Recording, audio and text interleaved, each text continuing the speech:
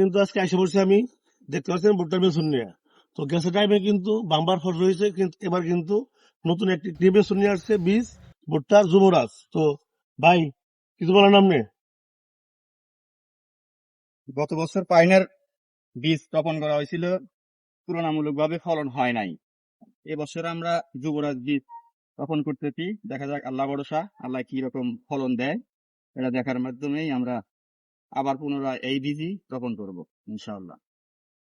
তো আগামী দিনে এবার আরো ডাবল পাওয়ার চিন্তা ভাবনা আছে ইনশাআল্লাহ। তো ভাই যারা জানেন তো দেখছেন কি খেতে আইছি, কিন্তু কথা কয় আর কাম করে, এই কামের লোক মানে কি কুমার করার জন্য কিন্তু এটা আমাদের সুকসান ভাই কিন্তু অনেক আগ্রহ। তো সব ক্ষেত্রে কিন্তু মোটামুটি বোনার তালা আছে, তাতে হে বলতেছে যে মানে 300 বিঘা জায়গা আছে মোটামুটি, হ্যাঁ চিন্তা ভাবনা আছে ভুট্টা সব ক্ষেত্রে ভুট্টা উনুক।